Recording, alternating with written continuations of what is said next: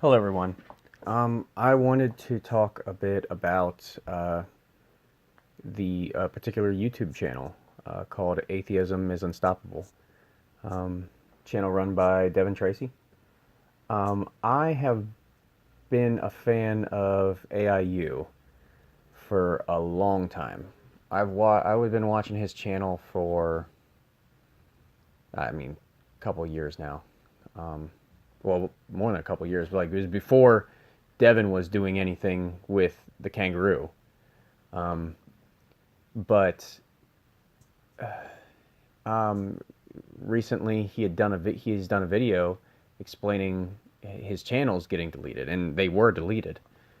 Um, and he made other channels following his original channel for this reason, but he says that the videos, because there was one that was the archive, AIU archive, or forget exactly what it was, but it kept all his old stuff. But now that channel is also gone, so those videos are now gone for what he said forever. But hopefully someone can dig them up and post them. But yeah, it's extremely disappointing to me to see that to see this happen. And a part of me goes straight into wanting to say that the Young Turks had something to do with this. I can't back that up in any way, but Devon's the Young Turks takedowns were they were some of the best videos on YouTube from uh, from the YouTube skeptic sphere. Anything that came out of that genre, every time Devon put out a Young Turks video, it was easily one of my favorite videos of the week.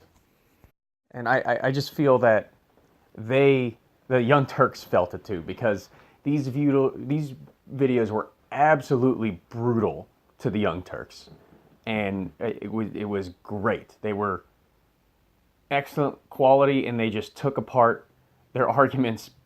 Because you watch the Young Turks, and you can feel yourself getting dumber, but no one really explained it quite like Devon could explain it, while insulting them the whole time. Anyways, getting back to what's happened is the Devon's almost every single one of Devon's channels has been taken off YouTube. He had well over, if you combine all of his channels and because he had over four, five, I don't know how many, I lost track, but he had to start so many channels because of the possibility of them getting terminated, and and now he's down to just one channel. And the one channel he had the least amount of subscribers out of all his channels. But if you had combined all his subscribers from his previous channels, he'd have well over 100,000 subscribers. And so I just think that him getting almost completely booted off YouTube, this is by far the most extreme crackdown I've seen on YouTube's side for any of the skeptic channels. Um, Everybody was whining and complaining. I mean, not for bad reason, but for good reason. With the apocalypse and these new terms and conditions coming out for how they can search for these videos. But one of my favorite YouTubers got his channel completely deleted. Just multiple channels completely deleted. And so I think he's, from an outsider's perspective, who I don't know too much about YouTube, I don't know much about making videos, but from an outsider's perspective, it looks like he's been hit worse than almost everyone. And so what I would like to see is some of Devon's fellow YouTubers extending an olive branch here, extending a hand to help. And I know a lot of people who dwell in the same spheres as Devon. So when we're talking about this, we mean the skeptic sphere. And I know some people don't like that term, but we're talking about these people who watch Devon's videos as well, and they like them.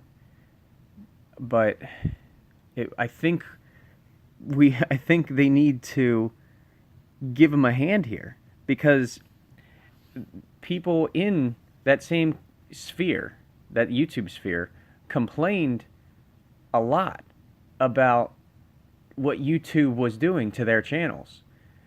But it was nothing compared to what happened to Devon. And I know that a lot of people in this area hold a lot of animosity towards Devon. And there's a list of stuff that they have complaints about, and they call him an asshole, or they don't like his attitude, and they don't like how he has to be right on everything. But I think that's part of being who he is.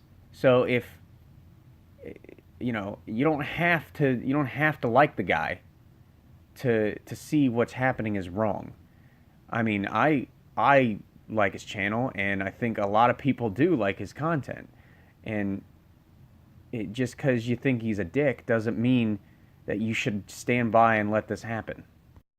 And then the other thing people always bring up is the doxing cases. I think people make a bigger deal out of that than it actually was.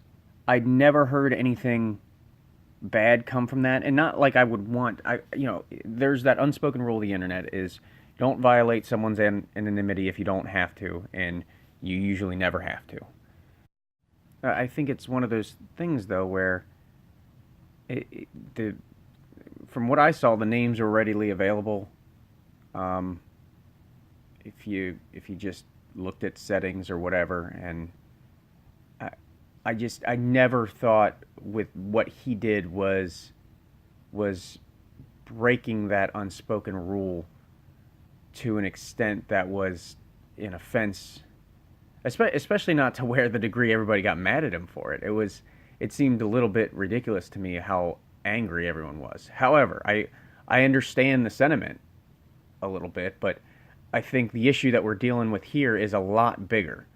And I know a lot of people try to address it, but this is one of those things where this is someone in your community, in your same sphere, that has had their channel decimated in a way worse way than you have.